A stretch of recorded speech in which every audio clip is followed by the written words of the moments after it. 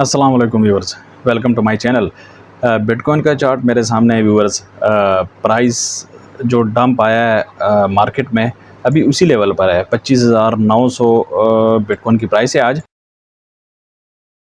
Viewers, market जो dump किए है इसके पीछे कई फैक्टर्स हैं, तो आज मैं आपको ऐसी दो न्यूज़ बताने जा रहा हूँ कि इनका भी एक बहुत बड़ा हाथ है इस मार्केट में, ठीक है। और उनमें से एक न्यूज़ ऐसी है व्यूअर्स, एक डेटा मैं आपको ऐसे देना जा रहा हूँ जिसका प्रूफ भी अवेलेबल है, ठीक है। व्यूअर्स, ये एक एवरग्रैंडे रियल इस्टेट फर्म है चाइना की। व्यूअर्स, जैसे ही इन्होंने बैंकरप्सी फाइल की है 17 अगस्त को, तो उसकी वजह से भी मार्केट में बड़ा एक पैनिक आया है। व्यूअर्स, मैंने जैसे आपको बताया था कि मार्केट में कई न्यूज़ आई हैं। एक तो FOMC की मीटिंग, जो कि मैं अभी आपको इस वीडियो में दोबारा मज़ीद डिटेल्स में बताऊंगा। मैंने आपको अभी तक तो जनरल बताया था, ठीक है।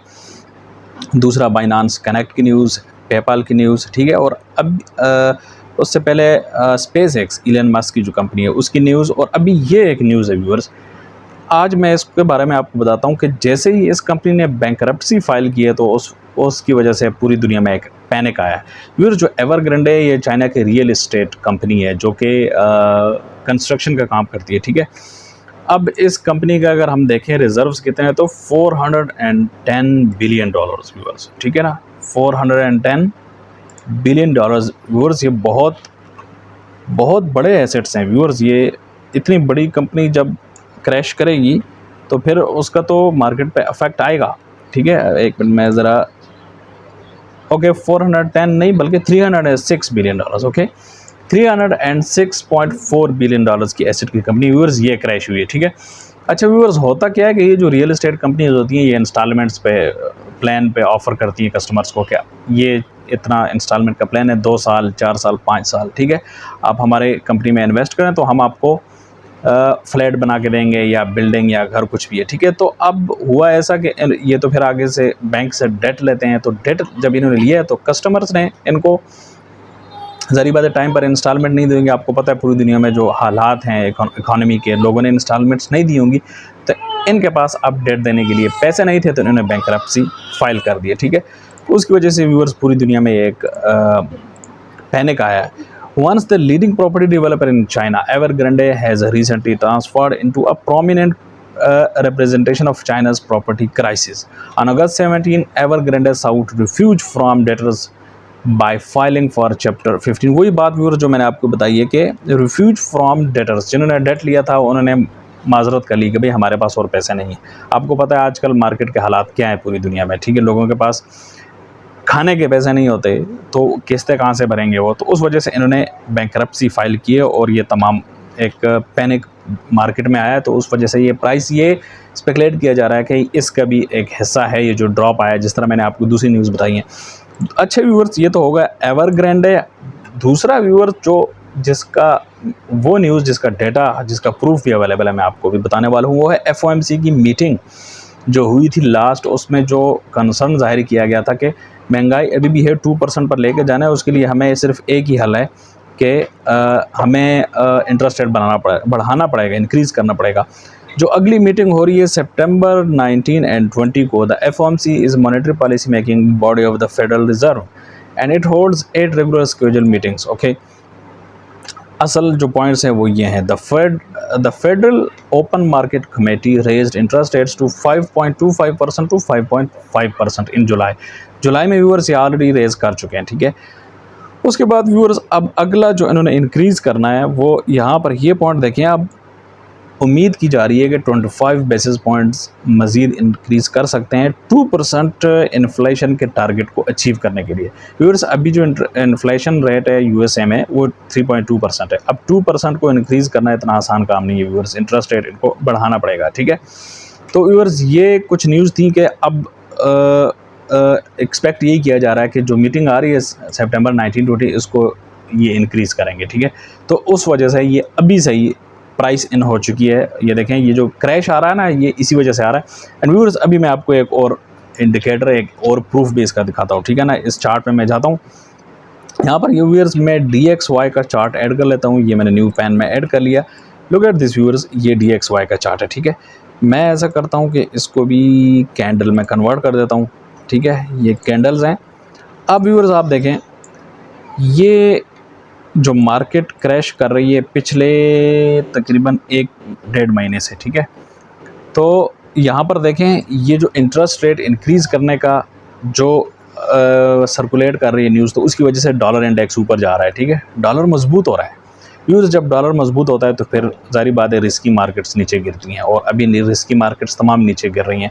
बिटकॉइन ने भी देखें ये जो डाउन साइड मूविंग की है, ठीक है, और ये भी ऊपर जा रहा है। कुछ टेक्निकल फैक्टर्स भी हैं, वो भी मैं आपको एक्सप्लेन कर चुका हूँ, लेकिन आज ये DXY ये मेंशन करना लाजमी था कि ये मैं आपको समझाऊं कि DXY यानी डॉलर इंडेक्स का कितना रोल होता है। व्यूअर्स, डॉलर इंडेक्स का मतलब होता है कि आप डॉलर से कितनी आपकी जो बाइंग पावर है, ठीक है ना, डॉलर इंडेक्स का ये मतलब होता है। यानी कुछ प्रोडक्ट्स USA के अंदर बास्केट में डाल दी जाती हैं कि भाई ये जो प्रोडक्ट्स हैं ये कितने डॉलर्स की हमें मिलेगी, ठीक है। तो अगर वो उसके लिए ज़्यादा डॉलर चाहिए तो इसका मतलब है कि डॉलर कम हो गया, ठीक है ना।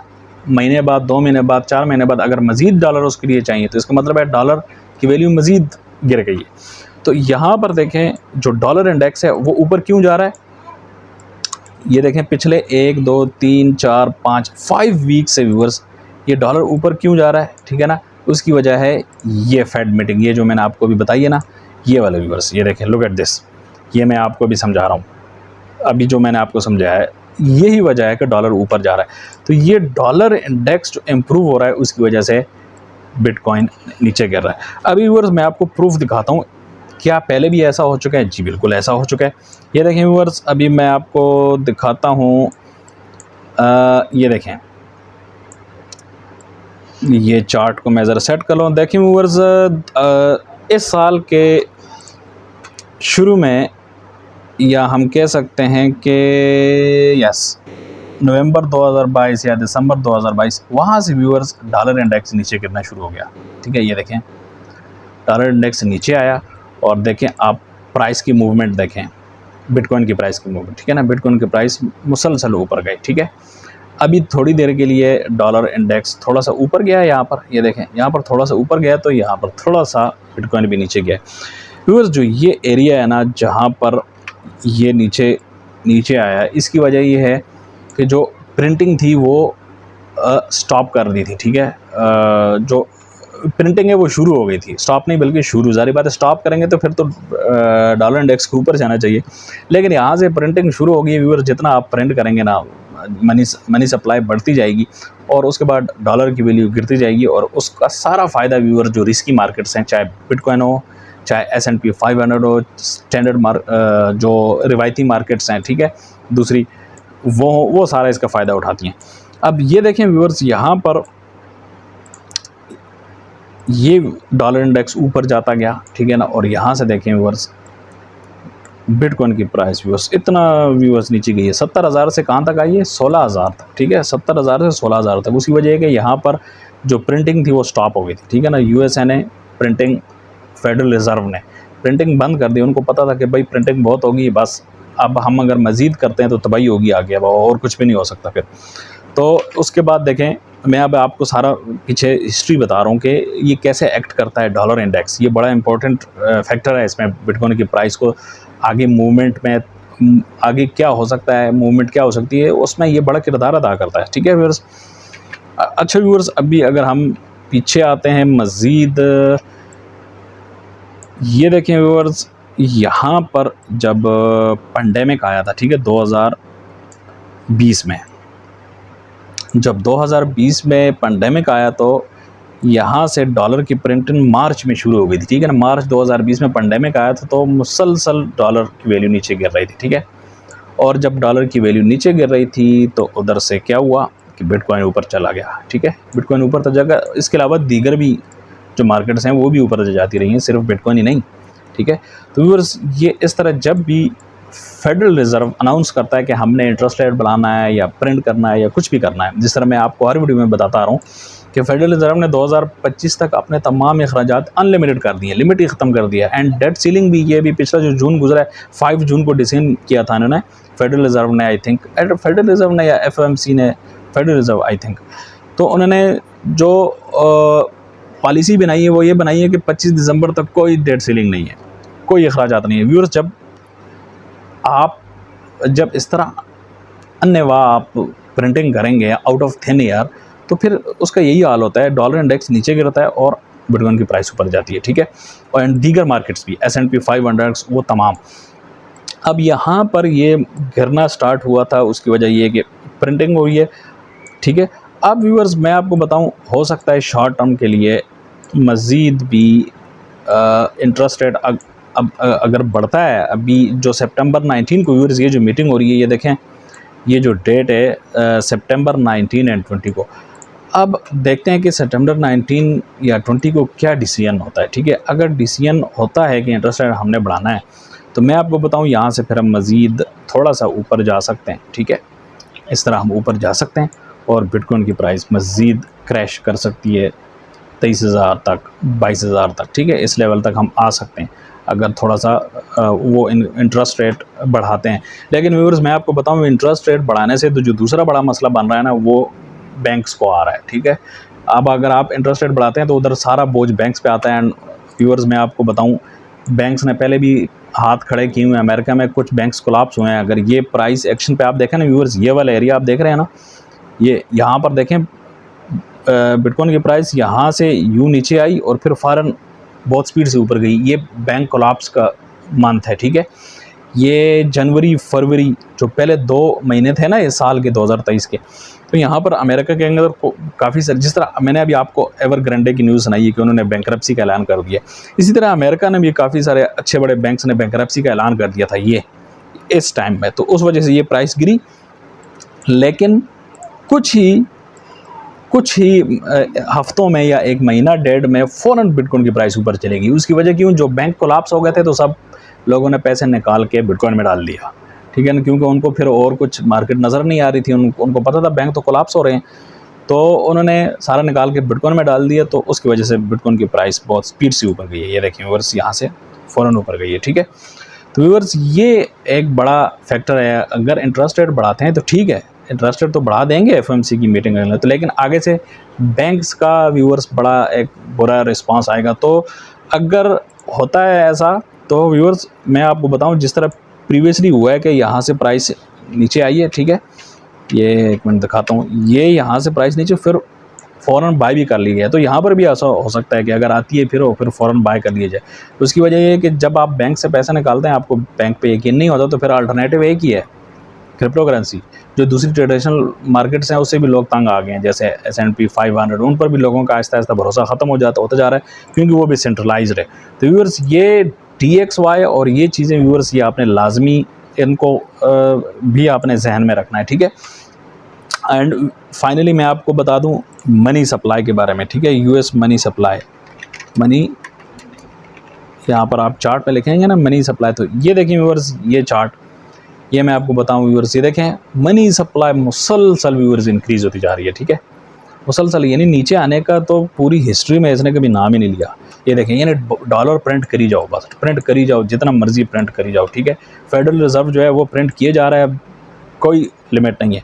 1959 से देखें व्यूअर्स, ये 1959 से चार्ट शुरू हो रहा है और ये मंथली चार्ट व्यूअर्स, ठीक है। ये क्योंकि डेटा बहुत बड़ा है तो इसलिए मंथ से कम चार्ट है ही नहीं इसमें। तो व्यूअर्स अभी जो USA के अंदर जो मनी सप्लाई है वो है $20.89 trillion viewers, such a big supply, बहुत बड़ी सप्लाई है।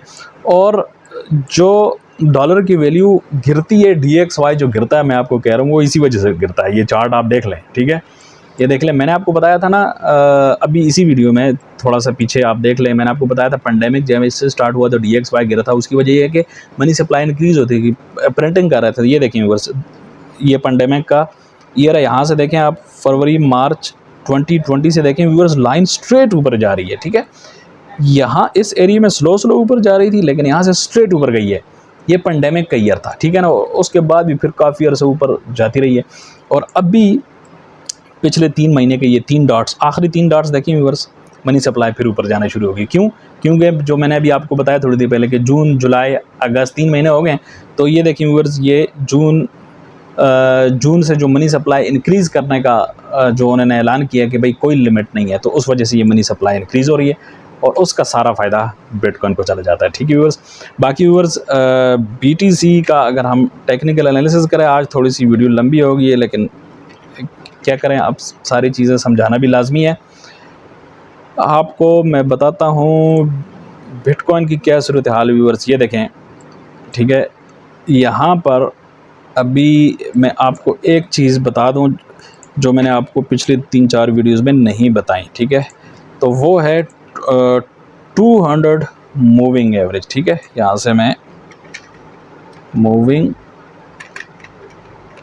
एवरेज निकाल लेता हूँ। मूविंग सिंपल मूविंग एवरेज किधर चला गया, ये रहा, ठीक है। तो ये सिंपल मूविंग एवरेज है, इसको मैं क्लोज कर देता हूँ। सिंपल मूविंग एवरेज ये रहा, ठीक है। और इसके सेटिंग्स में मैं जाता हूँ और इसकी जो वैल्यूज़ है उसको मैं 200 कर देता हूँ, ठीक है। ये 9 पुट हो गया 200 viewers, okay. And monthly chart को मैं वीकली चार्ट में कन्वर्ट कर देता हूँ, ठीक है। तो व्यूअर्स अभी हम जो मूविंग एवरेज है उसके नीचे आ चुके हैं, ठीक है ना। ये देखें, ये जो ब्लू चार्ट है ना, ये सिंपल मूविंग एवरेज का है, ठीक है। तो हम थोड़ा सा इसके नीचे आ चुके हैं, ये कंसर्निंग है वो बिल्कुल। लेकिन व्यूअर्स अभी कैंडल क्लोज नहीं हुई। और दूसरा ये कि इसके नीचे आने का मतलब ये नहीं है कि अब हम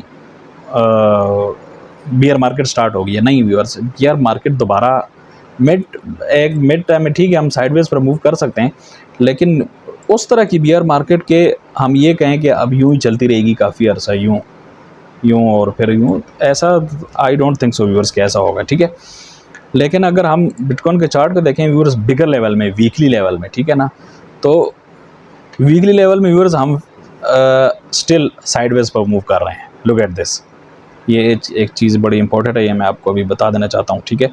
ये देखें व्यूअर्स, यहाँ से प्राइस ऊपर गई, ठीक है ना, ऊपर रेजिस्टेंस, फिर नीचे आए सपोर्ट, उसके बाद फिर ऊपर गई रेजिस्टेंस, उसके बाद फिर अब यहाँ पर फिर सपोर्ट पे अड़ी हुई है, ठीक है। तो अगर हम बिगर लेवल देखें यानी वीकली चार्ट, तो उसके we are still on the sideways, ठीक है। हम बहुत ज़्यादा बड़ा ड्रॉप ये नहीं है, तो हम फिलहाल साइडवेज मूव कर रहे हैं। हो सकता है यहाँ से फिर ऊपर जाए, ठीक है, जिस तरह के मैंने प्रेडिक्ट किया था पिछले अपनी वीडियोज़ में कि ये जो रेजिस्टेंस सपोर्ट लाइन है, यहाँ से अगर नीचे प्राइस आती है तो हो सकता है हम ऊपर जाएँ, तो इसलिए ये हो सकता है, ठीक है viewers. See you in the next video.